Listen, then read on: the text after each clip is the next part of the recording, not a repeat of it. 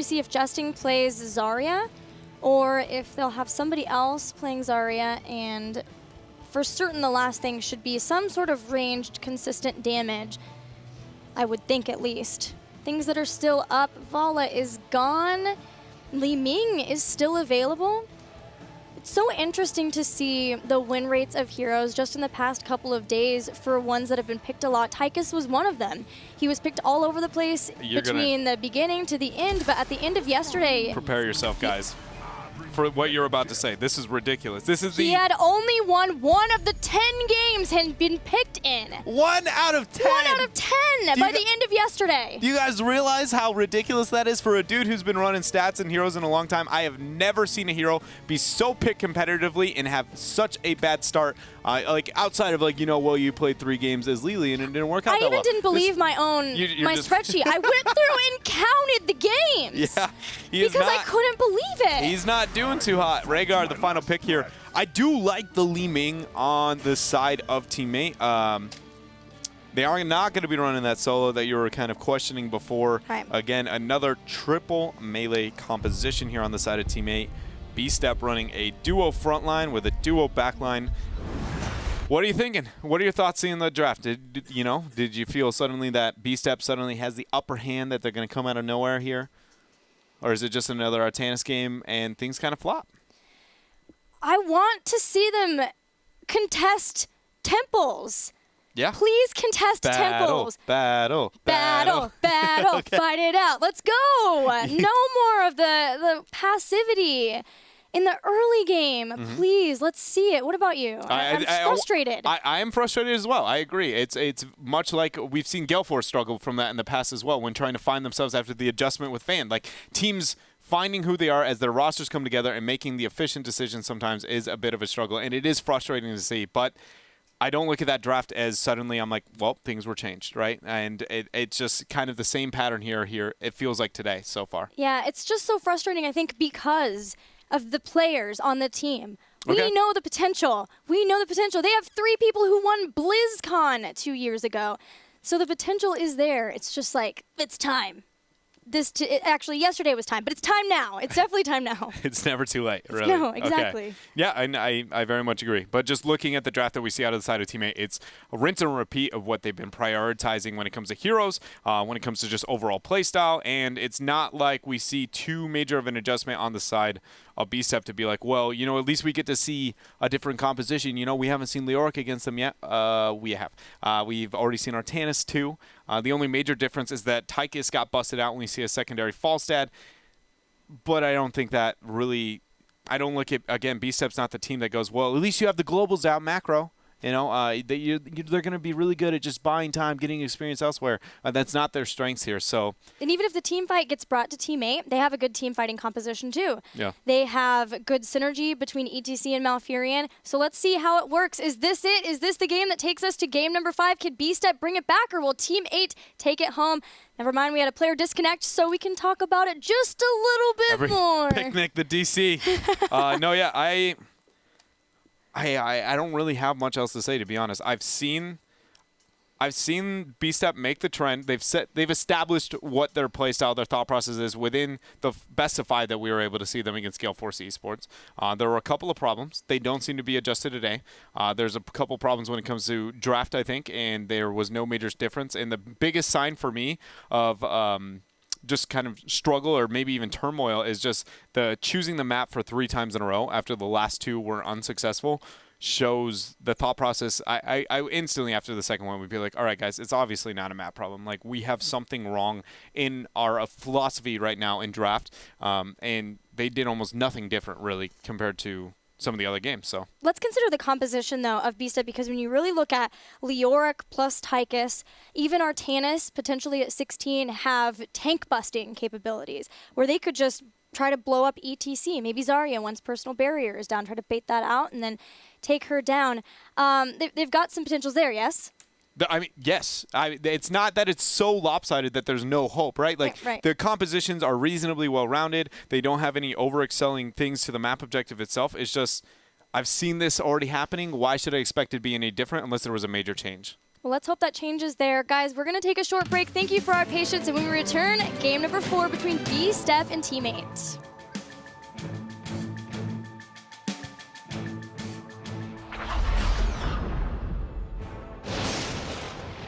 We came to this world as exiles and outcasts. But together, we can be more. A weapon to break the chains of oppression. A bastion for the hunted and the lost.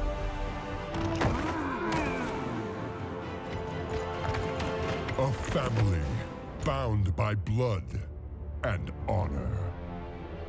And if our enemies do not give us peace, we will give them war! Victory or death! This I pledge as your war chief. Until the end of days, I live and die. For the Horde!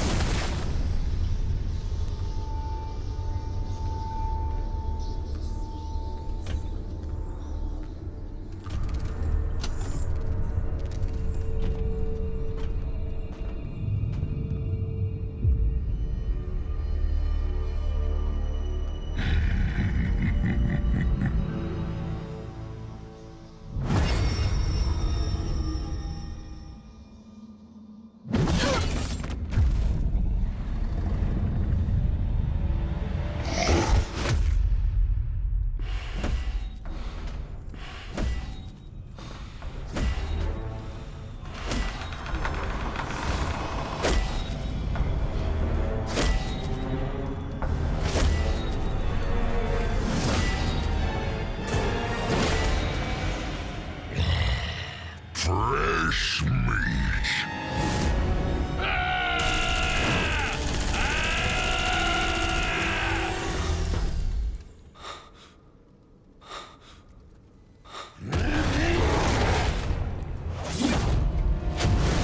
We are back and ready for game number 4 between Team 8 and B-Step. So without any further delay, let's get right into the game. It's going to be on Sky Temple.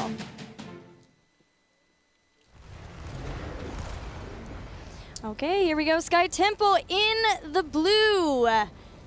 The members of Team 8. Justing's playing ETC. Buds is on Malfurion. Yoda playing Zarya. Glaurung on Li Ming. And Prismaticism playing Ragnaros.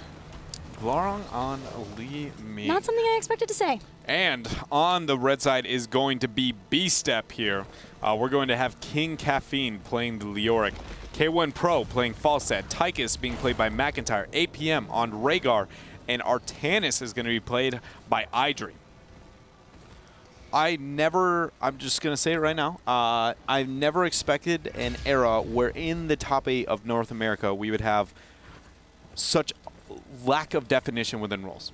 Like, the fact that we see Glaurung is going to be playing, like, Li Ming, the fact that McIntyre is going to be playing onto the Tychus, we have this constant adjustment, and they're not the only teams that are doing this, right? It's a Gale lot. Force Esports, hello? Yeah, it's just, I never would have guessed that to happen. I had no idea too, especially since you look at last year and roles were so defined, especially in other regions too, right? Like Korea was very rigid with all of their roles for the most part. Yeah. I don't know. We'll see if that, is a positive or a negative thing as HGC North America moves on. But we are here on Sky Temple, Team 8 being up 1 map. And things got ugly yesterday for B-Step on this map. And a lot of what you brought up earlier, kind of talking about how it played out was just B-Step was just constantly giving up the map objective and just split pushing elsewhere, and then until it got to one fight, they managed to win, and then one risky boss proceeded to lose. B-Step, I think, are pulling out a secret strategy here in this game. We see double seasoned marksmen on Artanis and Falstad. I really think this is going to be a Bloodlust comp. It's going to be the Lust. All right, well, having Bloodlust with a flank and tomb, making it very difficult for your opponents to be able to escape could be a big play here for B-Step. We'll see how it works out as B-Step has made the transition to the top lane, heavy focus onto it. Falstad is securing a couple of shots in the mid, but we do see ETC will try and deter that on the side of Teammate. B-Step's focus on Sky Temple, at least in the last year, has always been in the top lane, trying to get this so that they can start to work down the top fort, getting bruisers, making sure they push on the fort, and hopefully getting an experience advantage off of it as they go into the second temple phase. Teammate, and frankly, pretty much everybody knows that that's the strategy that they try to use, but with ETC pressuring Falstad in the mid, it looks like B-Step will be able to get the rest of the temple, especially with the rest of Team 8, moving back off of it. Yeah, and I love the iteration of just having Ragnaros kind of represent, again, like Azul, clearing out the waves, making the rotations, while the rest of your team can skirmish. That is an underestimated resource there. Just the strength that you're getting soaked into lanes while you can commit a large portion of your team to a certain area of the map. Plus, he's trying to stack. He's got both of the stacking quests at level 1 and level 4 nearly already done with Sulphurous Hungers, just being able to go between and get both of the waves in the mid and the bottom. And once he gets that done, just needs to worry about getting regeneration globes for catching fire, so that if he gets into trouble, he has an activatable armor. Other than that, the seasoned marksmen are obviously not anywhere near their ability to be able to be completed. The only quest talent available right now are pretty close to completing is in fact going to be Ragnaros Q. This rotation though from Team 8 to the bottom half of the map, and now Ragnaros is doing the opposite. He's going through mid into top, mid into top. That's what they want to do. B-Step has to respond with Falstad, and it's the best wave clear that they possibly have to respond to Prismaticism. I do love this choice coming out from Team 8 throughout this entire series. B-Step has the top fort of Team 8 down pretty low, so once they start thinking about mercenary camps, we could see them heading, Rhaegar even starting to head to their bruiser so they can try to take it down. But the experience is dead even between both of the teams. Just about level 7 here for B-Step. Teammates already picked it up, and talents for both teams. There is one huge benefit with having the Ragnaros going around getting the clear that he's been able to do. The Falstad going with Seasoned Markman build will help him not only if they do move into the Bloodlust, but more than anything, he's really good as a response because you're getting double the waves to be able to soak up. It's pretty easy to clear, and as your attack damage scales, getting the clear isn't that bad. And since he's answering to the Ragnaros, you're never going to get any Gathering Storm stacks. It's just, it's a kind of double value here for K1 Pro in that level 1 talent. Malfurion did not choose Cleanse. Malfurion has Mule. No Cleanse for swaps. Other than that, though, what else would you really need it for, I guess? Yeah, the swap would be the only, or just the slows coming out from them. Tigris Grenade maybe for the interrupt, so that means they're not going Mosh Pit already. That would be the main reason I would want it, is to be able to stop any channeled heroic on my team. So if they move into the Mosh Pit, that would be a very strange choice here. But Sky Temple Mule can gain absolute value here, especially with the Ragnaros going in, rotating, getting the clear that we see from Team 8. Falstad versus Ragnaros in top. Falstad can always fly down. Ragnaros cannot. Swap hits Justing. He takes about half of his health bar and damage, but is being healed back up by Buds. All of the members of B-Step had to leave the temple. They didn't want Falstad. Falstad couldn't either come back right away or had to go back and get healed back up. Now B-Step are re-engaging into the point. Falstad is making the flight down though, so K1 Pro is behind enemy lines for now. He does reveal himself. Justin is in a bad spot. Confirms the kill there with iDream. Ragnaros still soaking the top and mid lanes, but the rest of these shots should be falling over to B-Step. It's a big mistake happens on their part. How much will that get done to? Will it take out the fort? Because there is still Mule. Yeah, can there's heal no up. it can't confirm the fort. You have to take out like at least a turret for it to be able to do so, and there was not near the amount of damage done, so that will be able to be healed up here by the mule. And for those of you who don't know, actually the mechanic on the mule is you have to wait for the shots to be done, because otherwise if you're muling a structure as the shots come in and it blows up, it just goes ahead and kills your mule, and it's not a fun time. You're like, you know, don't worry, I'll heal this up as the shots are coming in, and it says, nah, you're gonna struggle there. We don't see the level 10 coming in for ETC yet. Again, without the cleanse, I didn't expect Mosh Pit, but he does confirm it is gonna be the Mosh Pit, so we'll see if that punishes them. Oh my goodness, speaking of Mosh Pit. Surely will! Twilight Dream, Sulfuris Smash, Mosh Pit 2 taken out. King Caffeine walks away with the smallest sliver of health you would ever see on Leoric. That escalated quickly. I don't even really have words. I mean, I guess we can soon here we'll get another look at that, but I don't even know what happened. I was just looking. I was like, oh, he took it. Here, we're gonna take a look. I just saw he picked up the mosh pit. I was like, all right, so what's happening? So everybody was just getting the clear there. He comes in for the power slide, managed to hit it 3, just completely wiped Cap. Barely is gonna be able to survive there, but that was not what I expected, I guess. I didn't think the mosh pit was going to come in without the cleanse. Yeah, an expulsion zone, all of it together at once was a big surprise, it seems, to B-Step, too. By the way, B-Step did not get Bloodlust, which I was expecting from them. And then we went with Artanis, actually, still making the same adjustment. They're going into this Purifier Beam. I don't know anymore. I guess I just don't know. Everything I have learned about this video game now at the start of HGC North America has pretty much just gotten removed. iDream actually missing his swap there. That's going to force the cleanse out of APM. Good Ancestral will be able to keep him up. And Glorong just eating damage there from K1 Pro into the backline. Looks like B-Step might be able to turn this. King Caffeine went in with Wraith Walk to try to get back. And again, Gust pushes all of the members of Teammate into a wall. And Teammate are getting very low. Nice swap. Make sure that they get a kill on Malfurion. But just as quickly, Leoric drops, and so does Artanis. Team A are still ahead in kills. At least they were. K1 Pro flanks, once again, as always, are able to get another kill for the team. Shout out to K1 Pro. That Gus actually interrupted Twilight Dream's animation, which put it on a 10-second cooldown, which means when Artanis goes ahead and gives the swap, your entire team is not going to be silenced, and he might have the opportunity to survive. Very well done. For those who don't know, in the past, K1 Pro pretty much single-handedly really made Falstad a thing in the North American scene. He's very well known for that hero, and it's kind of a treat. You know, I haven't gotten to see him play it for a very long time here, but already showing some pretty big plays. You know, the flank, getting a lot of damage, and then a beautiful gust. It was smart timing for B-Step to want to go for the fight too. Mosh Pit was still on cooldown. Everyone from Teammate was fairly low, so they could get right back in and get the kills they needed to get caught up in experience, especially because Teammate were so close to 13.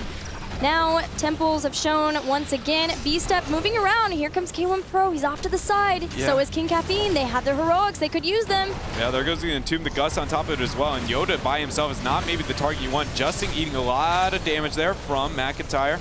Tyke is good against those warriors, but that's going to use the Purifier Beam as well. That was an engagement that B-Step wanted for some time. King Caffeine even rotated all the way top to tap well beforehand, but now he's going to be caught out here, probably going to be going down. His expulsion zone splits the seam. Draken Laser is going to be just removed as Wraith Walk doesn't get Cap out of there. So sloppy engage there, and B-Step ends up falling behind. The Entomb on Yoda as Zarya, and the focus, especially with Purifier Beam, just basically said, here Zarya, do you want a full energy bar? Why yes, thank you, I would take that. It was just like as the beam was on, it just slowly charged up to full, and Leoric was the only casualty in that fight. As a matter of fact, I would enjoy high energy. Thank you. How nice, indeed. Well, I just imagine Sorry here with a cup of tea and her like pinky finger up, and she's just sitting there like, actually, I would enjoy that. Thank you. Quite. Oh man, all posh and everything, but either way, I don't think Zarya is the definition of posh. No, maybe. She throws down. I don't know. I don't know much about her lore, but I know that she's got those tough guns, and those scare me. Either way, B-Step here is forfeiting another shot, and it's very much the tale that we saw them against Scaleforce Esports really here. And mid is going to actually be saved by that Molten Core play. Oh, this is frustrating. Did he save it? Actually yes, save it. I think so. Mule, once they come out of this? Wait. I think he did. Prismat? Prismat, please. Never mind. Nope. Rip in pieces. That's nice. That would be infuriating. Yeah, that would not be fun there. And the Mule has gotten a bit of value into this game. We haven't seen a moment where Cleanse was absolutely necessary. A lot of that comes down to the fact that Mosh Pit, the only time it's really come out was a beautiful 3-man. So 16 now going to be picked up. And with the structure advantage here, with 2 forts up on the side of Teammate, Teammate does not have a care in the world with this lead that they have. They're going to pick up the 16. The map objective is actually going to be spawning a little bit before B-Step manages to be able to get 16 themselves. So really, all you're looking to do is maybe get a pick here and there if your opponents make the mistake. But in the long run, it's really just going to be trading shots and making sure you don't make any huge mistakes, you know? Ross is also up in 13 seconds-ish, so with 13, there's a lot of opportunities for Team 8. It's just what they want to use these 16 talents to do. They could push, they could rotate down to the boss. It's a little scary, though, versus Gust. That's always something that you have to keep in mind when you're up against, but they do have Mosh Pit, Twilight Dream, maybe to be able to stall people out. Expulsion Zone is the big one for Team 8. To control that point once the boss goes down. Oh, how B-Step here? I'm just trying to figure out if they're ever going to be able to take a fight that they really want. Like the Entomb onto Zarya obviously was not necessarily the best engage, but what is the most optimal engage? Are you going to be looking for, you know, ETC Malfurion? Li Ming can just blink over. Is it Ragnaros? I just don't know quite yet, but we do see Calf is down here with Prismatism. He is scouted out. The boss was started, and he's going to solo Entomb. Nobody's there. What? Nobody's here to help at all. Gust is too late to come out. Like, the Entomb Gust is the play. Here comes Justin, goes down with the Mosh, gets gusted out right away. B-Step turns around, takes out ETC. Can try to continue into the fight. A few of the members of B-Step are low. Purifier Beam coming out as well onto Prismaticism. Titan Grenade is not going to be able to confirm that one. I'm not kidding when I say everything I know about Heroes of the Storm is just broken so far at the beginning of this. Like, I watched King Caffeine walk up solo Entomb Prismaticism. Then the fight started, and then somehow in the end, even being down the flight in the mid-tier engagement, teammate gets teammate ends up losing the hero, and now B-Step suddenly has a minor advantage. Like, hello? Team? I don't know. I just... all rules out the window. B-Step finally takes a temple and has a healthy amount of the shots from it. Team 8, though, have everyone back online, and Sulfurous Smash will be available soon. Mosh Pit, though, will not. So they may be playing a little bit more hesitant because of that. K1 Pro flanks from the side again. Gust is ready, so is Entomb. Once again, they could be looking for a Gust and Entomb combination, and now both members are here to make it happen. Power Slide goes down on adjusting. Oh, the Gust into the wall with a huge Entomb, but Expulsion Zone to get the split. That was so pretty coming out from B-Step, but their health bars are significantly lower. Cap is going to be falling here. Team 8. That gives resets to Glaurung, but nobody else was there quite yet. K1 Pro wants to solo Glaurung, but is fairly low on mana. Needs to be careful. Hits by a Particle Grenade. There's still a Temple available to Team 8. That was so pretty. Cloud9 has been known for its wombo combos here. We do have that clip, but we're not going to be showing it yet, just purely on the fact that this shot's up here. It looks like it's going to be contested as Leoric's going to be spawning in a couple of seconds, but just that was so smooth and absolutely gorgeous there. B-Step just not able to really make anything happen with it, though. Entomb is back up. Same with Gust. Here comes Calf. He's looking for the Entomb. They want Gust with it so that they can Gust everyone else away from the target. Calf starting to heal off of Yoda. Wraith walks back. They do have the healing ward down that will help a bit over this long duration of sustain. Everybody dodging. Glaurung's missiles there over the wall. They do have Giants pressuring on the bottom lane too, but the keep is going to be falling. I think if these shots are confirmed, Wraith walk out. The Gust is going to be used. That's half of the Wombo gone. Barely stands though, and there's no Mule for B-Step to help out, whereas Team 8 finally lost all of their forts, which has helped B-Step out significantly in experience, if nothing else. Boss possibility. This What's going on here? Oh, they're just going to slow down the bruisers. Going to be able to confirm that keep as well. Max range there. Nice. It's don't know if that was worth the cooldown though. It is such a powerful tool and so long. That keep would have fallen just the. Okay. That keep would have fallen in the long run if just one minion wave kind of walks up there and gives it a slap. It would have gone down. But now that we do manage to have a smidge of downtime, let's take another look at that gust into the Entomb play. All right, break it down, Dread. It's just, this is so pretty. Watch this. K1 proof positions, and he's going to get the gust, and then just the minute he's out there, just boom! Perfect lock in there. Granted, nobody's there, and honestly, all it does is get King Caffeine killed, but that synergy was pretty to watch. The expulsion zone to keep everyone else from moving in to help out with the Leoric Entomb was good too from teammate. Unfortunately, Sulfurous Smash missed. That could have been a start of another great wombo for Team 8. But B-Step kind of came out, I don't know who came out on top of that. Team 8 is in the lead at least. We know that because they have 20 talent tier. This has been, frankly, a strange game.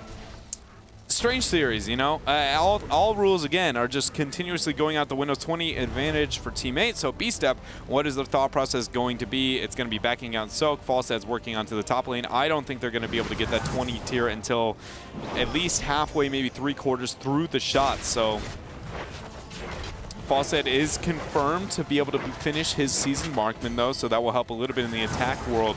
But until you manage to pick up the 20, nobody's going to be risking this fight. Artanis isn't far behind with his either, and he did pick up Titan Killer. So they are going for that tank destroyer style. Anybody who can get caught within an Entomb, even if it is Zarya, hopefully after the barriers, you can bring her down. But it gets harder now that 20's here because Zarya picked up Unyielding Defender, so she can always reset her shields and then get her second personal barrier. And she has Pain as temporary, so there's so many shields on Zarya herself to get through. Maybe that's not the best target, but then you look at, okay, we'll get ETC caught in the Entomb instead, and that's fine if he's already used Power Slide, but if not, he has Crowd Server. He's just gonna Power Slide straight out of there. It's just there is no target really here for B-Step to really be able to get onto outside of the Malfurion, who also has got bolts and ice block. So and Submerge for Ragnaros. All right, so then wait for Li Ming to get the teleport. Don't do enough damage to pop, the Illusionist, and then you'll be in a perfect scenario.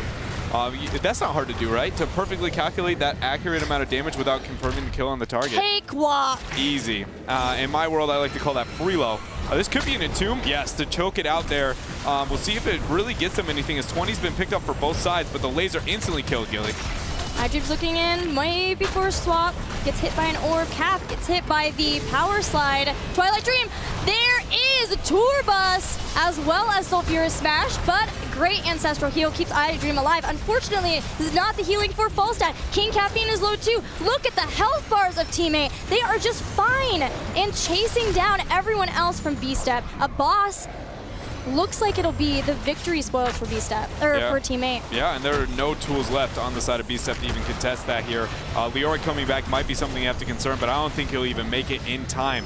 The boss is still kind of, being dangled with here. iDream is looking for maybe a potential swap, but I don't think B-Step has what it takes here. This is, even with the Leoric, they're trying to buy the time, but in the end, Expulsion Zone isn't up yet. It doesn't matter. No, it's just nobody can get on the point. There's only one keep left. There's no keep in bottom where this boss is going to go. Entomb stops some of the members of Team 8 for now, but Team 8 are going to wrap around and go straight after King Caffeine. iDream is there too. He is soloing Yoda, but Tychus is down. So is Li Ming.